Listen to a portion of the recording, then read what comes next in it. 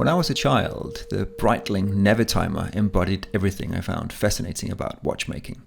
Scales that I didn't really understand came together to form pure alchemy.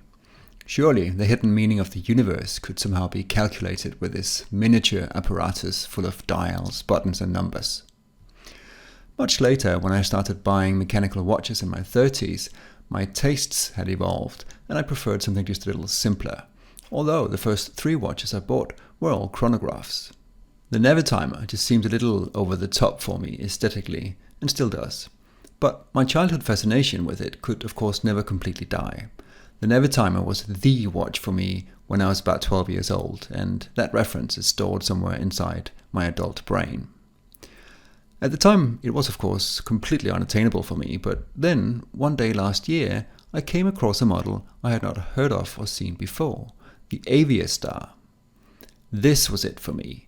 Most of the mystique of the Aviastar, but packaged in something more restrained and, well, cool. A completely monochrome watch that very much looks like an instrument, but is less geeky than the Aviastar is to me now. So I bought one. This one, which is in very good condition.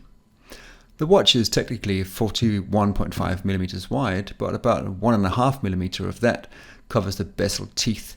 So the case itself is just 40 and it wears like maybe 40.5 or so, which is just around my sweet spot for a watch. The lug width of 22 instead of the more standard 20 gives it a nice grounded presence on the wrist, and the extra width really suits the watch's rugged but stylish appearance. From lug to lug it measures 47 millimeters, so it's not a small watch, but it's not big either, and it looks absolutely fine on my 17 centimeter wrist. As you may have guessed from the dial layout, inside this little thing is a Valjoux 7750 or a Breitling caliber 13, as Breitling likes to call it to give it a branded touch, but it's basically just the highest grade Valjoux 7750, and that is a very good thing. The highest grade 7750 is very accurate, very solid and inexpensive to have serviced, as any watchmaker can do it in the dark while listening to Sade and thinking about what to cook for dinner at the same time. You don't want any pseudo in-house nonsense in a watch like this. A tried and tested high quality Valjoux is just right. The watch has a bidirectional bezel, so it's not meant to be a dive watch, but to time events, theoretically for pilots in the sky, hence the name Aviastar or Aviastar. The chronograph has a tachymeter just like the Omega Speedmaster, which you will of course never use, but it looks good. And we have the standard minutes and hours subdials for the chronograph, as well as the running seconds and a date window. The case is all polished, which would normally bother me, but doesn't really with this watch. 1, the case is not so big, so a bit of polish doesn't make the watch ostentatious. And 2, the rest of the watch is kept in check with its sober all black and white, even if the dial is of course quite busy. Speaking of the dial, this is perhaps the best bit. This isn't so much a step dial as it is a multi-layer dial. As you can see, we have a slightly sloped outer dial and the 3 subdials are recessed in that slope.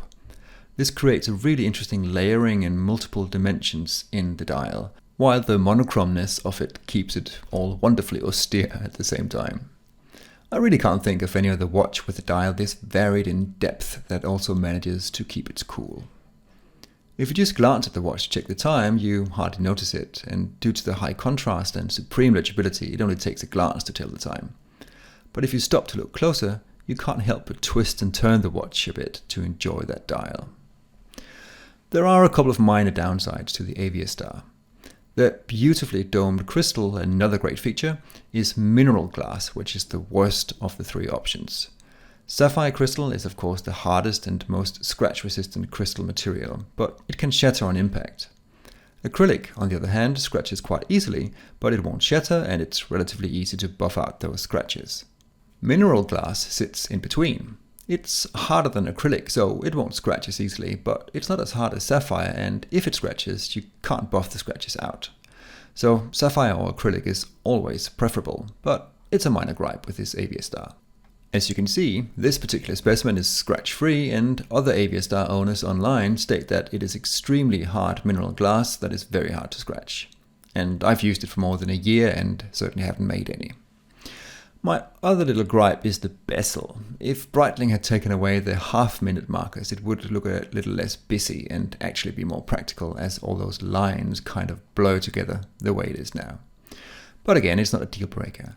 The Aviastar is the Breitling for the rock and roll minimalist. I've had a lot of joy wearing this thing, which is also unusual enough to stand out among all the standard fare Rolexes and Omegas out there.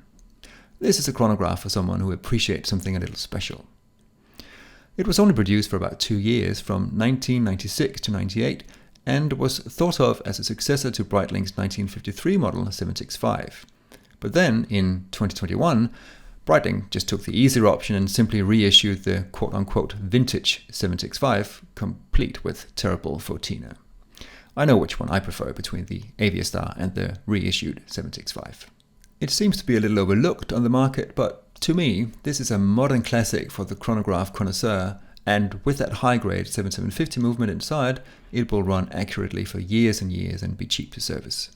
It's also relatively affordable and a pretty safe investment due to its classic design and limited production run. Current prices for a full set, very good condition specimen hover around €3,000 or a bit more.